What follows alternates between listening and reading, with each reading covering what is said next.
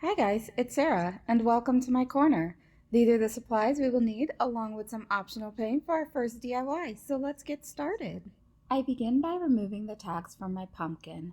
Then I will be using my Waverly Chalk acrylic paint in the color Ocean to paint my pumpkin.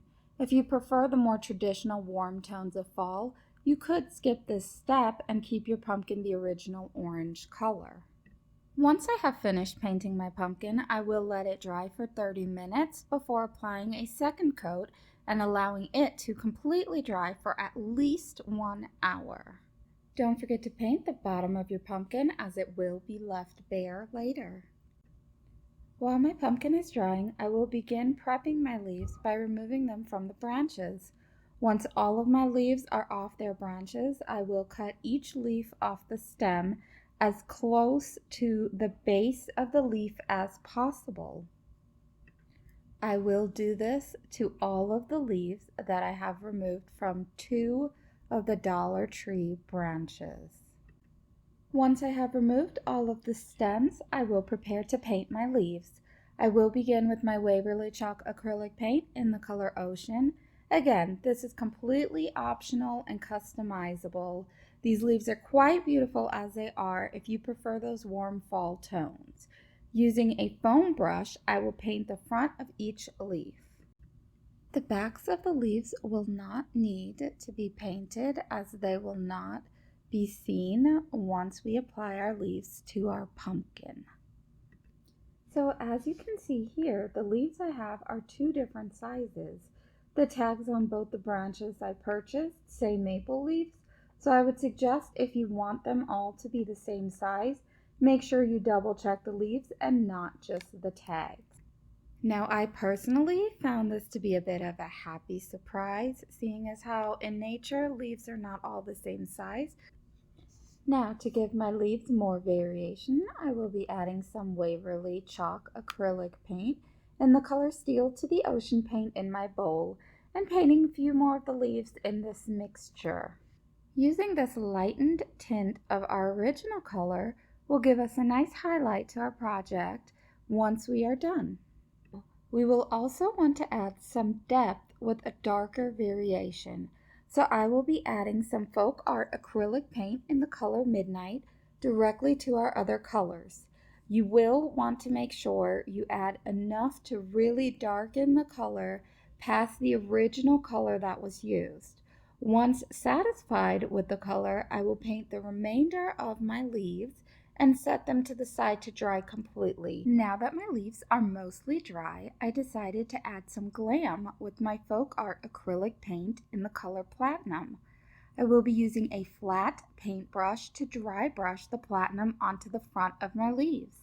I use a very light touch and make sure to remove most of the paint from my brush with the paper towel. I will add this detail to all of my leaves. If you opted for the original warm tones, you may want to dry brush some gold acrylic paint to your leaves. I think that would look really pretty. Once I've glammed up all my leaves with the platinum paint, I will set them to the side to dry.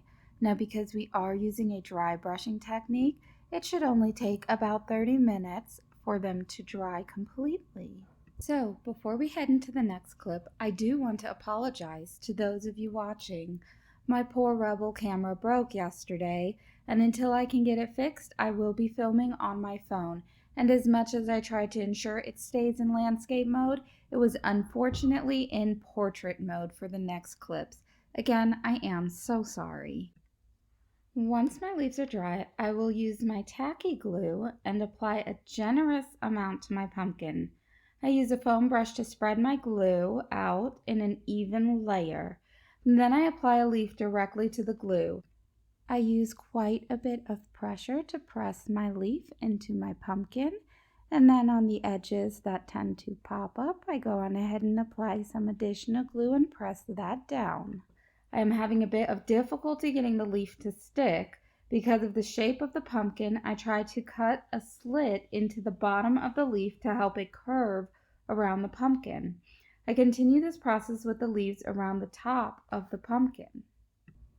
Now, as you can see, I am really struggling to get my leaves to stay in place. I was determined to make it work and continued on. I would not advise using Mod Podge because it is a thinner consistency and does not have the initial tacky stick that tacky glue does. Now, I did make a second pumpkin, and with that one, I just used hot glue around the edges of the leaves and then placed the leaves down onto the pumpkin, and it worked very well. I did not need to go through this mess of tacky glue, and in the end, you cannot tell which pumpkin I used tacky glue and which pumpkin I used the hot glue on. So I was very satisfied with both. I would advise hot glue if you have it. Save yourself the struggle. For the leaves that I will apply to the sides of the pumpkin, I apply the tacky glue directly to the back of the leaf and press the leaf to the pumpkin. I cover the sides of the pumpkin, leaving the bottom of the pumpkin bare. It takes about 2 layers or 2 levels to cover the side of the pumpkin with the leaves. You do want a bit of overlay so as to not leave any gaps showing between your leaves on your pumpkin. Now that my pumpkin is all covered in leaves, I decided to apply a leaf to the top center. I apply the tacky glue directly to the leaf and press the leaf firmly to the top of my pumpkin. In order to ensure my leaves stay pressed into place while my pumpkin is drying, I tightly wrap my pumpkin in cling wrap, making sure to pull the top and the bottom tightly. I use gift wrap tape to hold the cling wrap in place on the top and the bottom. I would suggest allowing your pumpkin to dry overnight. With how tightly we've wrapped the pumpkin in the cling wrap, it does create a bit of an airtight seal, which causes the tacky glue to take much longer to dry. After covering the entire pumpkin, I do have some leaves left over there on the side, and I will be saving those for the next project that I will be doing, so just set those to the side. If you plan to continue on with the next DIY in this video. Now that my pumpkin is dry, I am ready to apply my wood stem to the top. I want a really strong hold for my stem, so I will use my X-Acto knife to cut a small X in the top center of my pumpkin. I am using quite a bit of pressure to cut through the leaves and into the styrofoam. I then use small scissors to cut away bits of the leaves, exposing the styrofoam underneath. I will then use a generous amount of hot glue to attach my wood stem to the top of my pumpkin. And that will complete our DIY leaf pumpkin. Now you could add additional leaves to the top of your pumpkin. I'm not quite sure if I will in the future, but it does look a bit bare, so I just might. I am really loving how this pumpkin turned out, and I think it was well worth all the struggle I went through to get those leaves to stay on the pumpkin. It is a beautiful piece. These will be the supplies we'll need for our next DIY. Now, if you made the pumpkin for our first DIY, this is where you'll be making use of those leftover leaves, and we will be using hot glue this time around to attach them. I will begin by removing the tags from my candle holders. I will then use a nail file to gently sand the tops of my candle holders. You can use sandpaper to do this. I just find it is easier to hold the nail file. Sanding the tops will give the glue a better surface to adhere to. I make sure to wipe off any dust before applying my contact cement. I like to use this quick dry contact cement when I need a strong stick in minutes.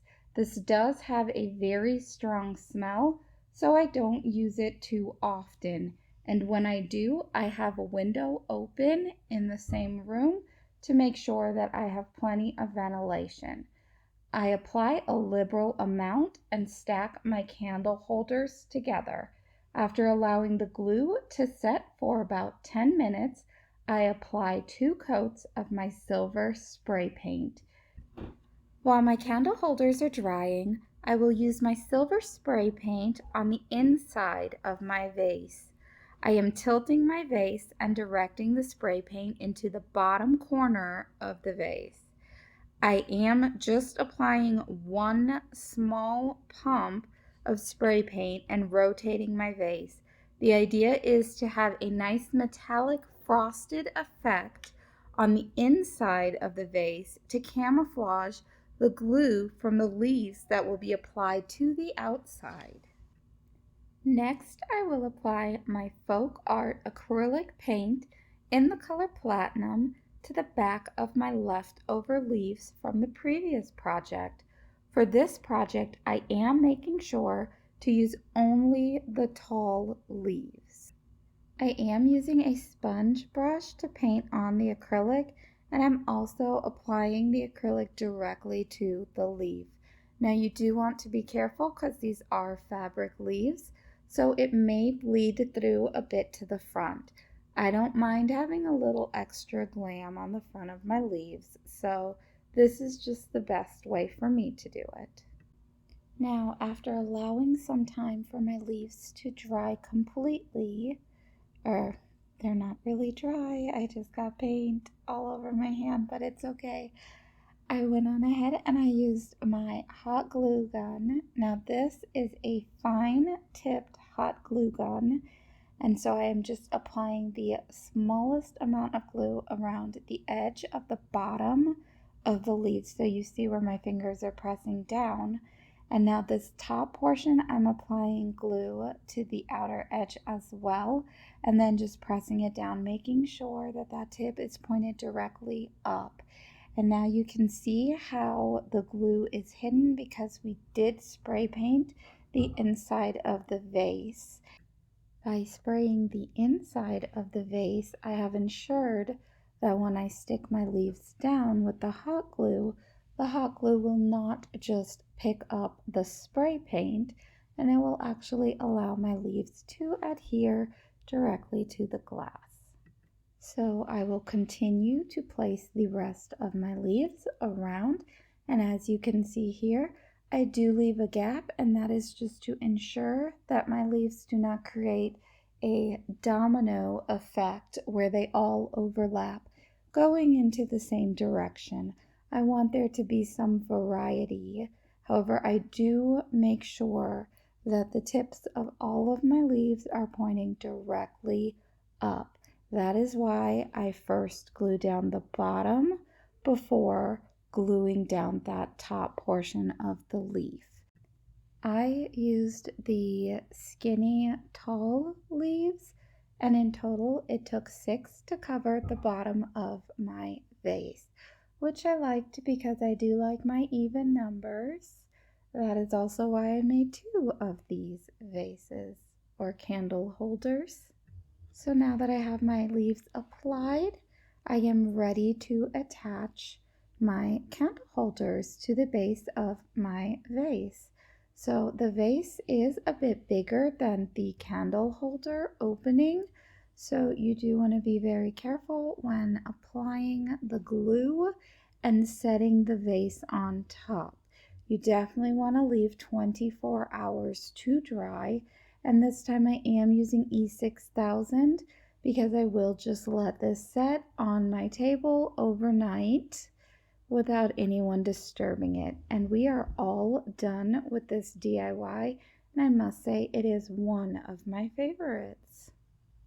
So this is now my candle holder with a flameless candle on the inside. I don't want to risk melting the hot glue and having my leaves begin to peel off on me. But all in all, this is a very gorgeous piece that measures at 15 inches tall, and I can't wait to see how it looks on my dining room table. So my next DIY is the easiest one of this video, and these are the supplies you will need to make it. To begin, I have removed the labels from the bottom of my candle holders, and I will be giving them 2 coats of my metallic silver spray paint. I have allowed my candle holders to dry for 2 hours. I find the best way to spray paint them is to have them right side up and spray them for their first coat, and then flip them upside down and spray the second coat. That ensures that you are covering the entirety with spray paint. Now I'm going to be using my nail file once again to buff the top of the candle holders where I will be applying my quick grip contact cement. To ensure the best adhesion, I will also be taking my small tumbler candle holders and filing down the bottom of the tumbler. First, I will be removing the label and making sure that I get the stickiness off from the label. I always find one label is really easy to remove, and then the other one's always a bit harder. I don't know if that's just me and my experience with buying multiples at the Dollar Tree, but it always turns out that way for me. When I sand the bottom of the tumbler, I am just going around the edge where I will be gluing my candle holders down.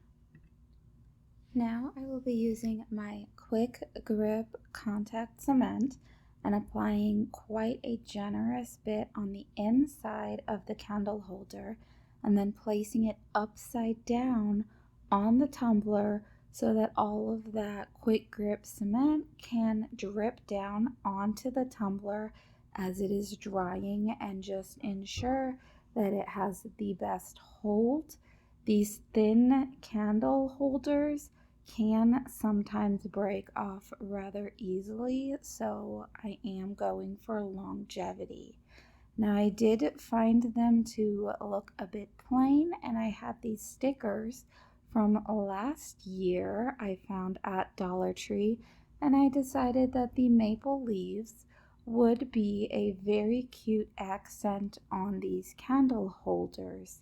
Now, I did want to paint them to match the rest of the theme throughout my home, so I am again using my folk art acrylic paint in the color Midnight to just sponge on a little bit of the blue. Now, I'm not being exactly precise and making sure to get the sides of the leaves, just kind of giving the idea that they are that blue tone.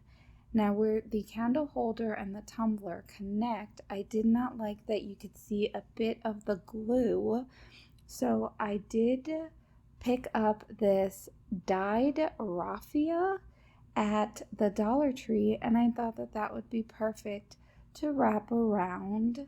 So here I'm just taking hot glue and wrapping that raffia around the candle holder to cover the seepage from my quick dry cement. Once I have finished wrapping that raffia all the way around the candle holder, I am going to be placing the maple leaf wooden sticker onto the base, the silver portion of the candle holder, and I am going to have the top of that maple leaf cover up the seam where my raffia ends meet. Now, this raffia is a bit of a tie-dye color, which I do like. It makes it appear a bit more natural, although I do understand raffia is not blue. But where the seam meets, it's actually a bit of a lighter blue meeting the darker blue. And so now here I am. I was just removing the sticker part of the back. It's just a foam sticky piece. And I used my Cricut tweezers to remove that. And then I placed my maple leaf on. I then did the same thing with the other candle holders, and they are all done. So these are the candle holders with some flameless candles inside. Now I could not find my tea light candles, but I would definitely go for a tea light candle in these. And I really like how they turned out. I may actually make the larger size as well because these candle stems do come in small, medium, and large. These are the supplies we will be using for our last DIY of the video, and I must admit this is by far my favorite DIY. The first thing I'm going to do is to remove the metal leaves from the top of my pumpkins. Now I am thinking that these may look good spray painted silver added onto my leaf pumpkins that we made in the beginning of the video. I'm also removing the labels from the bottom of my pumpkins, and I'm not too concerned with removing the sticky residue. Next, I will be checking to see how I'd like to stack my pumpkins. I do want my white pumpkin on top of the orange pumpkin, but the hole is a bit too small, and so it's not fitting in there. It does look like I am pushing rather hard. I am not. I'm being very gentle with it, and I am going to attempt to crack some of the ceramic off, and I'm just using this Gerber multi-purpose tool as well as some painter's tape to ensure that it does not crack the entire pumpkin. Now I am still hammering a little bit, but I am using the gentlest touch and not applying too much pressure. And so I have widened the hole enough that my white pumpkin can sit on top of the orange. And so the green pumpkin actually fits on top of the white pumpkin perfectly. So I will not need to adjust, but I am just checking to make sure that I do like the configuration. And I do really like the small pumpkin in the center and the tall one on the top. Now, this is where I do urge you to be extremely cautious because this pumpkin is going to be the top tier when it comes to our tier tray. It's what our top plate will be sitting on. So at first I tried to hammer the little stem off. I'm not sure if it's just because I was using such a light touch, but the hammer did not work. I used this Gerber tool and it actually snapped off pretty easily, and then I just did the rest. I did the same to the rest of the ceramic by just sort of pinching it in that center area of this Gerber multi-purpose tool. And then once I got that hole open, I just went and pinched the edges of the ceramic and they pinched right off. I do have that painter's tape on there just to ensure that I do not crack all the way down the ceramic pumpkin. This whole idea actually came to me when I found one of these broken like this in the Dollar Tree, and I thought, that would be a great top piece to a tier tray. You always see them done with the candle holders, and I just thought pumpkins would be really great for fall. Now I'm just making sure that that pumpkin is level and completely flat on the top. And then I'm going to clean my space and I am going to come back ready to begin gluing. Now, to glue my pumpkins together, I am using my Quick Grip contact cement, and I will be using quite a lot of it. It actually took a lot longer than 20 seconds to dry just because I was using so much. I wanted to ensure that these would really stick together, and I knew I wanted to paint them, so I did not want to have to wait the 24 hours that you do when you are using E6000. So now I have applied a great deal of the contact cement between this orange pumpkin and the white pumpkin. So there is quite a bit of spillage, and for that I am just going to be using a small flat popsicle stick, and I am just scraping out all of that glue. As you can see, some of the paint did actually get onto that glue, but that's fine because I will be painting the pumpkins white. And so I just go on ahead and I clean up all of that contact cement. I'd rather there'd be too much than there be too little, and it is rather easy to clean up. And so now I'm just going to be applying my green pumpkin to the top. And so again, I am going to just be very liberal with the contact cement, but because this is going to be a tier tray, I want to ensure that it is level. So I am using this little level that I received in some piece of furniture for free. It was one of those build your own, and so they give you a level, which I thought was pretty neat. And I just kind of keep this sitting in my craft room. And so once I find a position I think will work, I go on ahead and apply the glue, and then I will continue to apply more glue to it, and then just wiggle it around and move it around as much as need be in order to get it nice and level. Now, another thing that I did, which I did off camera, was I did just dump a whole lot of hot glue on the inside of that green pumpkin. And so I lost the footage where I used the chalk paint. I dabbed it on using a foam brush, and it actually created a bit of a texture, but the chalk paint, the klutz, I'm not sure how to pronounce it, but that chalk paint is not very good at covering. So I had to dab it in order to get a thick layer on. And then I decided that I did not like the way it looked all white. So here I am going to use my acrylic paint in the color Midnight. And I am just using a small, thin, flat brush to get in between the two pumpkins, because I would like to leave that middle center pumpkin white. The white paint did take pretty well to that one just because it originally was white, so it didn't have any color to cover. So I will continue all the way around the top of this bottom pumpkin with the thin brush, and then once I finish going all the way around the top edge, I will actually be using a foam brush to dab the midnight paint on.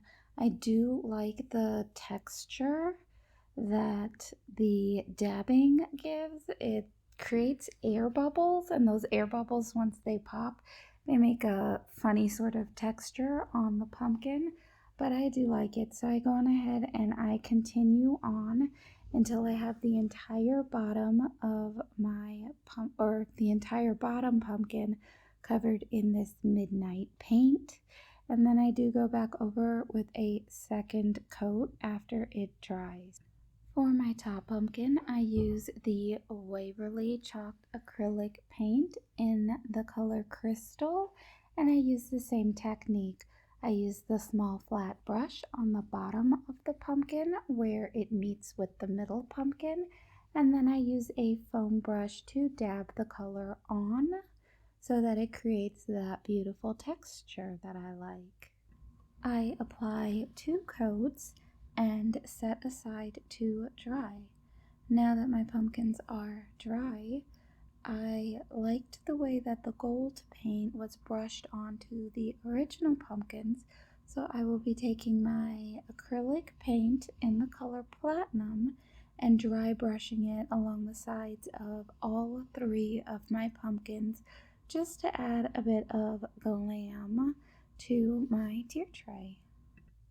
I really do love the way that this little extra touch turns out, and because I am dry brushing acrylic onto the pumpkins, I don't need to worry too much about it smudging or even it taking a long time to dry. I actually just set these to the side, and by the time I was ready to glue them to my plates, they were already dry to the touch. So that is always a plus. So now I will be taking my dinner plate, the larger of the 2 plates, and removing the sticker off of the back, as well as removing the sticker from the smaller side plate. Now once again, the dinner plate, the label came off rather difficult, and the small one came off easy. So I also make sure I remove all the sticky residue and set the plate to the side. Now I will be using E6000 in order to get a really strong grip, and I will also be allowing this to set for 24 hours. But before I glue my plate down, I do want to make sure that I know where the center is. And so I am just taking a permanent chalk marker. I can use rubbing alcohol to remove it from the glass, but I am just going to mark it the center of my plate so that I will be able to see where I want that bottom hole from the bottom pumpkin to be. So now I'm going to apply a liberal amount of E6000 to the bottom, as well as a few drops of my hot glue, just because I will be applying this upside down. And so I do not want it to move when I go to flip it. So now that I have my pumpkins in the center of my large plate, I do want to go on ahead and make sure that they are still level. So I am using that little leveling block that I used earlier, and I see that it is where I like it. So now I will use the leveling block on the small side plate. And so I will take my E6000 and again apply a very liberal amount to the top pumpkin. And then I will place my plate down, again ensuring that it is level. And that will complete our our 2-tier tray. Has 3 pumpkins. Now there is that spot on the top where you can see the hole from the pumpkin. So if you'd like, you can always place a sticker or a doily, or you can even add a 4th pumpkin. I'm not quite sure how I'm going to decorate my tier tray just yet, so I do want to leave that blank. So here's our completed tier tray, and as I said, it is by far my favorite DIY of this video. Now, if you enjoyed watching this video, I would really appreciate if you would subscribe to my channel and hit the bell button to be notified when I upload, so you can see how I decorate my home with all my DIYs at the end of this month. Also, please give me a thumbs up by hitting that like button if you enjoyed this video.